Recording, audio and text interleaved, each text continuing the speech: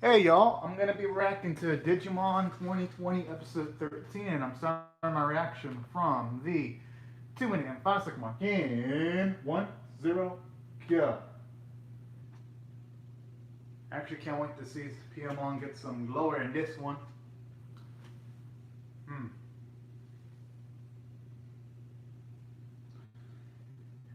And on top of that, cannot wait to see her new ultimate form, considering that she's been long overdue.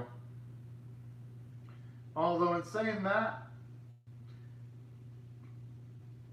the only ones left to get their ultimate forms are Tentamon and Joe's Digimon too after, provided right after Piomon gets her ultimate form. Hmm. Gardamon, I gotta admit, went down pretty rough. And saying that, though, looking back retroactively, I really do think they could have spread out the events of 12 into like 2 episodes. I would have loved to have seen just a bit more of Gardamon.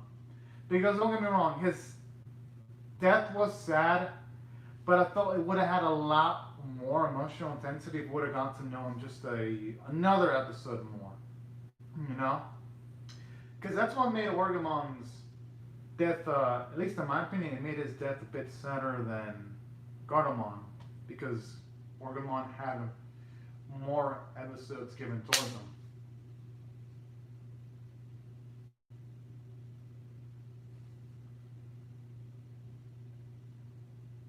I'm assuming Bertamon's going to be attacked soon, though. Because there's no way they're going to be able to get through that all smoothly. For now. He's probably afraid of heights. Oh.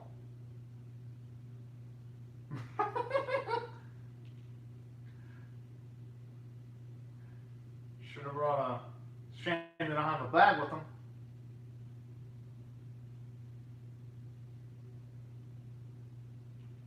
I mean, he's gonna have to keep on pushing. I mean, even though, yeah, you see, oh, I was going to be more kind of cute. No, they don't look like they're in offensive stats. They look, oh my.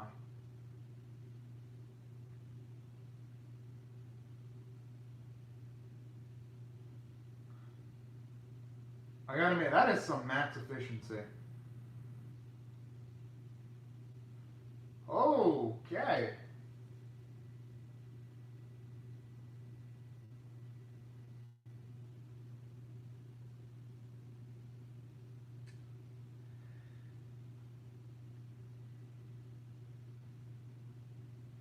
I guess flying around it's outside the quad. Wait, that's a Digimon?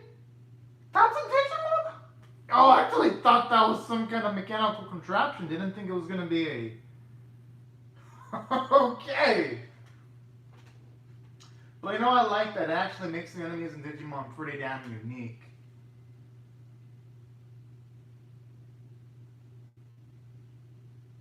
Hmm. Hey, if I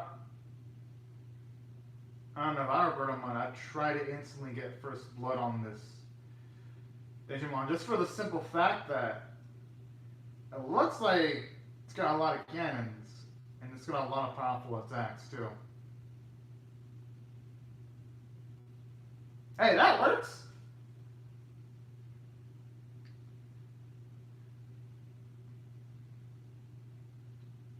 Okay, that's a pretty good aim, actually. That is not the brightest idea. Actually going inside of its line of sight. Bertomon should have tried a different approach there.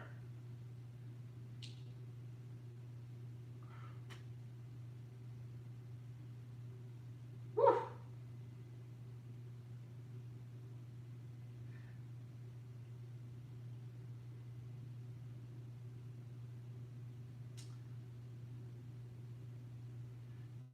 But can't Bertomon, can't he just utilize the T5? I mean, I guess he can just keep on spam. Oh, no, no, no.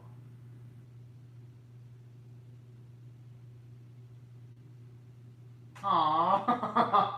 Oh, that's really sweet there. I love how it shows off the power of their bond, too.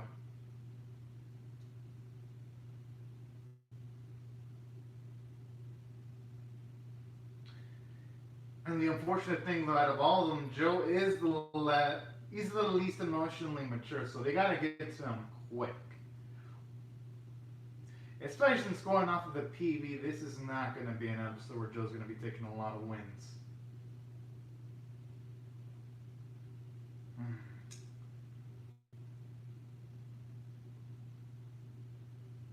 But for how long, though? That's the thing. Because Goemon doesn't have the capacity to go into his ultimate form, at least not yet.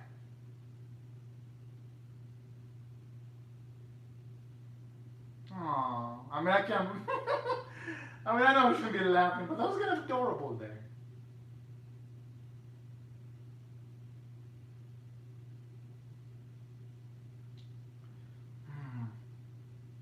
They should at least try to calm its nerves, though. Alright, good.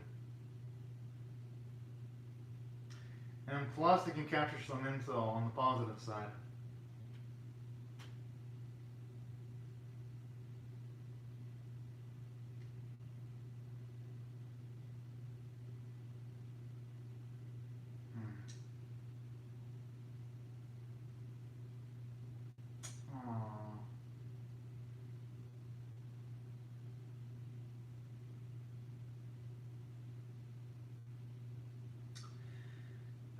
That explains a lot.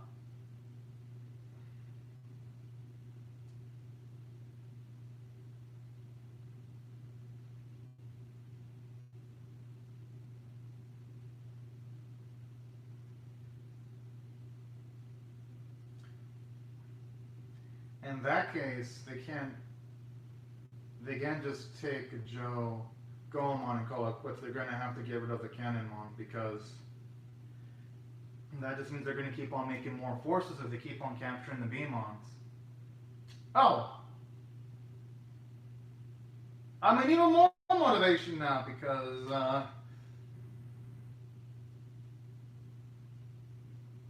does it work that way though?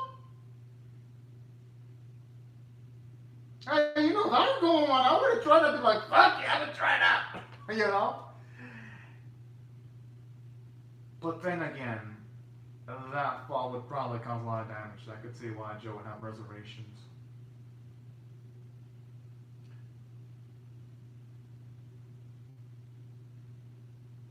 That's actually the best to sneak in because if they just go in from the front, they're probably going to get their asses handed to them because even though Garmon can actually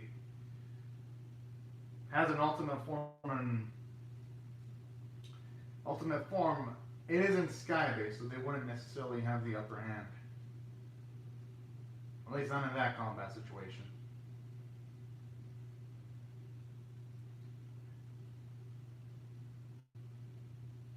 But the thing is, they don't have access to that! That's like fucking adorable. No, no, no, no, no, no, no, no, no, no.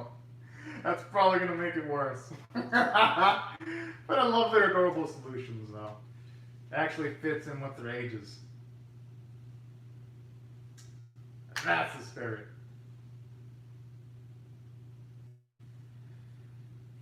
And I like that too. They're not completely ignoring what Taichi's doing.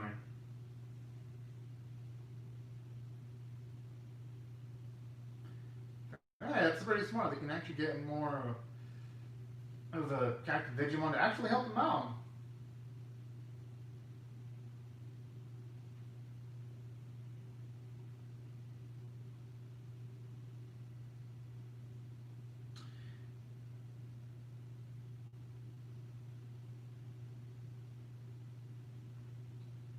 He's gonna have to do some digivolving soon because, yeah, they're.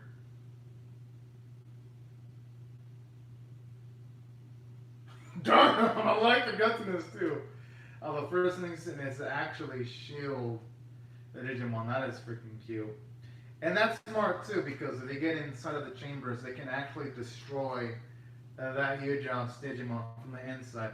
That's provided it has any kind of like potential self-destruction buttons or any tough triggers in there.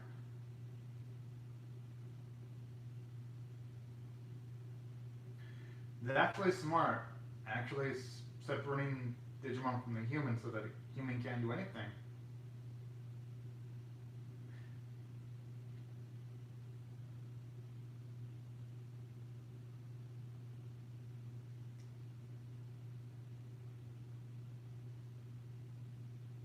Oh, hell yeah.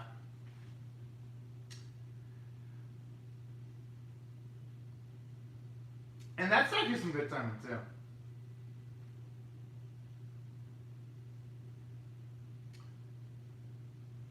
Never ceases to crack a smile on my face whenever I see this.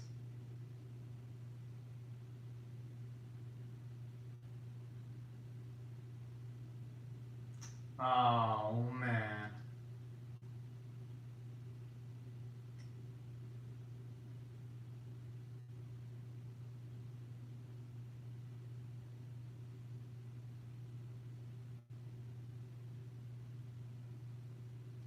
Yo, that's nice.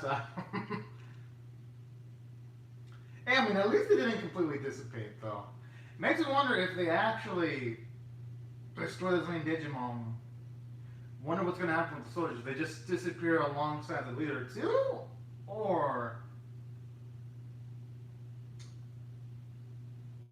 do they just turn back to normal? That's what I'm wondering. Dang, I'm really whipping up the big guns in this hell early. But alright, I like that. Shows you that Yamato, he's definitely not a man who fucks around. I just hope this time though for this time they actually do give him some cool looking action Sakuga though. Because the first time he was introduced, Rumon's bat animation wasn't as good as say the I mean, it doesn't look awful. It doesn't look awful. It just feels like the Digimon, they're just standing there waiting to let themselves get hit by Rumon, though, by the choreography, if you ask me.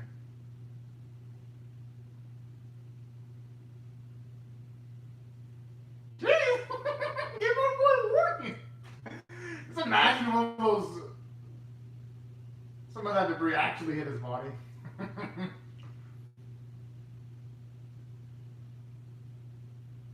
Oh, it's actually sweet. It shows you that he actually would have been able to take care of the situation. At least to a certain extent. That's actually adorable.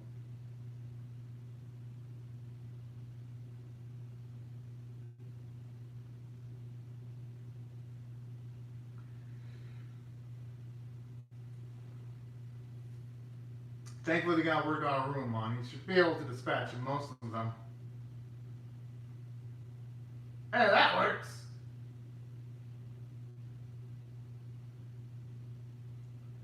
But normally I'd be like, it's a shame they have to escape. But thankfully, though, we do see the people that Piamon's going to get a new ultimate transformation, though. So we're going to see something above Bertamon pretty soon. I cannot wait. And saying that, though, I think Zoe did kind of overstep a little bit, showing off Bertamon's transformation that she's going to get. I think it's sometimes the episode previews are a bit too spoilery. I'm saying for the new fans. For the older Digimon fans that have seen the original, yeah, it's nice to see the transformations, but it would have been nice for there to be some surprises for the newer fans, you know? Aww.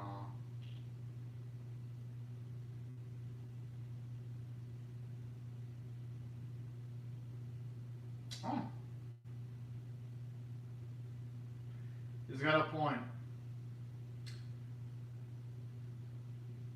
Oh, that's actually pretty sweet. I actually like the dynamic that Yamamoto and Sora are starting to build with each other. With Yamamoto actually being able to predict what Sora's about to do. That's actually pretty damn sweet. And good, at the very least, they're not going to completely sideline Joe there in a Kakumon. At least they're giving him something to do.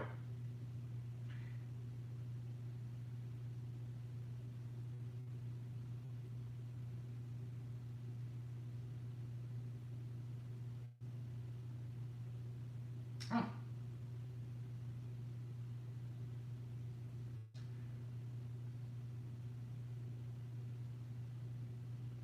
hope that worked. Oh.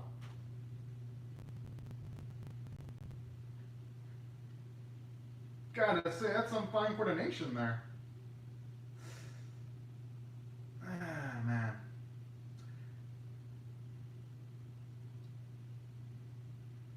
Okay, those Digimon should aim. How can they not aim for a singular Kakumon? I'm just saying. He's literally stationary in the same location. Don't get me wrong. I want to see Joe Senpai and Kakumon get some wins. But you can definitely tell the choreography in this episode isn't as pristine as some of the previous episodes. It ain't. You can definitely tell that this episode got Toei's, I would say their C team, at least from an animation standpoint. Although who knows, maybe they're going to save their money shots right when Bertamon digivolves. I had a feeling it was going to have a humongous cannon.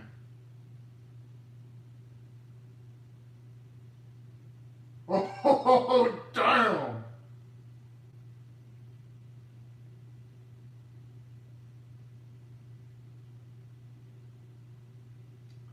I don't even think it's going to be enough for how much power it packed.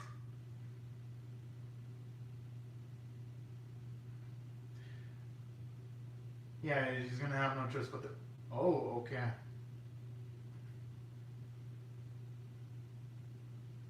Oh, I actually like that, seeing Joe brave there and not having tears in his eyes. And same with Yamato, too. It actually does a great job of elevating the stakes, and especially with the somber music playing simultaneously.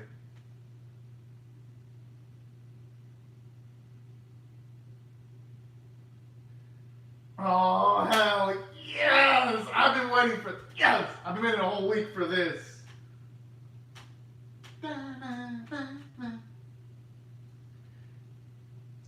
Yo, I actually like that hand-drawn animation. It looks so damn beautiful. Gordomon.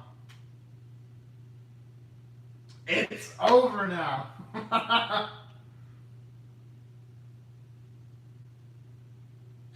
Yeah, you would think Yamamoto would at least crack a smile seeing how the odds are now completely in their favor now.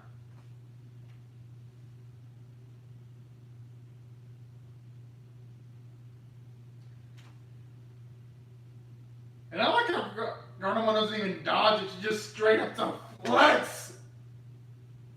Yo, okay, I guess now we know where they put the money in.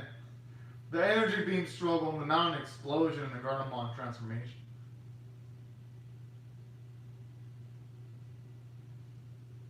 Just went through those barriers as if they were butter.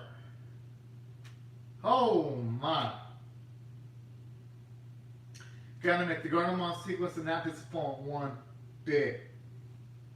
Hell yeah, she is.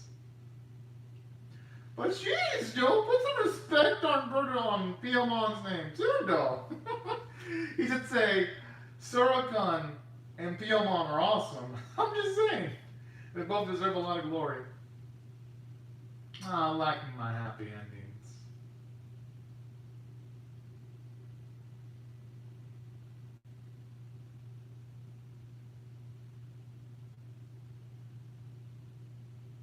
True. And hey, the more they're forced into situations where they have to gain the ultimate forms of the better, because they're going to need as much power as they can get.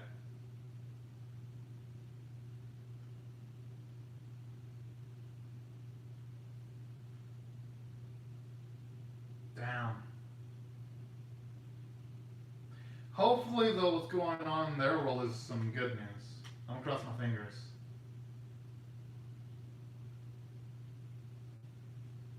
No!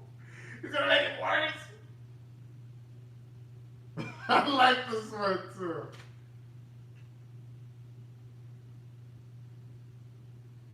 He would just completely break it. No, it wasn't. It was taking it way too fucking seriously. Yeah, sure, Ty. Sure. That's my You want to whack that thing and smack it hard with authority. Alright, this episode was good. I actually liked it. Well, the final portions were good. The first few portions, though, you can tell Toei's C team, but their A team showed up right when they needed them to show up. So here's how I'm going to rate it straight up. I'm going to rate this one, if I were to rate this on a scale of 1 to 10, with 1 being muzzle, 5 being average, and 10 being exceptional, that was a solid 7 out of 10 episode. Honestly, yes.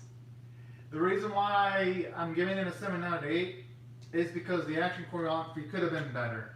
Like, literally, you have moments where the enemies just stand there letting themselves get hit, when the main characters are attacking in a straight line, the enemies don't attack in the same location. Moments like that where the action choreography is off doesn't even compare to the first 3 episodes of Digimon 2020 where the choreography was amazing. Or in the Metal Greymon episode where, again, the choreography for that episode was amazing. Or even Orgamon versus Greymon where the choreography was exceptional. Okay, they're definitely saving the quality for this episode. It looks super fluid. Come on, sorry. At least for the new fans, leave some room for imagination. I remember also buying the Tentamon toy too, where you have a toy where Tentamon has Digiball form, then he has his ultimate form, and you can like switch it up with the toy, where it was like the blue portion, then you can switch it up with like the red parts. I remember owning one of those toys too, alongside the Metal Greymon toy. Man, that brings me back. Oh man. I'm gonna have to look up Google and Amazon Images because this definitely brings me back to my childhood. But back onto what I thought about the action choreography. It doesn't even compare to the Greymon versus Orgamon battle choreography. So that's why I have to rate it a 7 out of 10 because the action was a little less than optimal. But in saying that, every scene involving Gardevoir was pretty nice. It had a tense scale with far away shots demonstrating her power properly, or when she wrecked the core. So there were sequences that stuck out beautifully visually that I'm gonna have to give props and respect towards. In saying that though, they really could have done a better job though in everything else. From an action standpoint. And from the story standpoint, while I did like the comedy, it is starting to feel formulaic, where our main crew, they go through some struggle, and then after going through some struggle, they gain their ultimate form. It's been feeling like the same thing 4 episodes straight without it being mixed up too much. Even before I saw the PV, I had the feeling that either Joe or Kosho's Digimon were going to go towards ultimate forms. So that's why, even though there were bits I liked about this episode, with it feeling samey, I couldn't rate anything higher than a 7 out of 10. And saying that, though, episode 14 looks like it's going to step it up. And at the very least, I'll give it props. It did acknowledge, at the very least, the human world for at least a little bit. So that made it at least a bit more lively.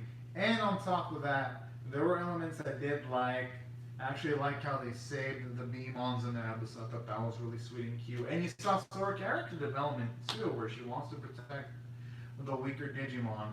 So there were a lot of things to chew on in this episode that were positives.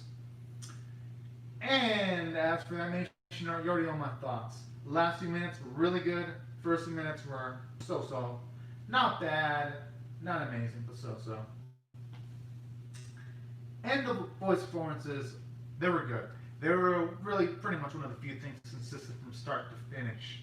And everyone did a fantastic job. And that's why I thought it was 7 out of 10 worthy. But anyways, y'all, these are my thoughts on the episode. Be sure to comment your thoughts on how you feel about my reaction in the comment section below. Rate the video, share it, comment, subscribe. And I'll see you guys later if you come back for more, because I'm pumped to see what episode 14 is going to do. But anyways, y'all, thanks so much for watching. Have a fantastic day, everyone. Bye-bye.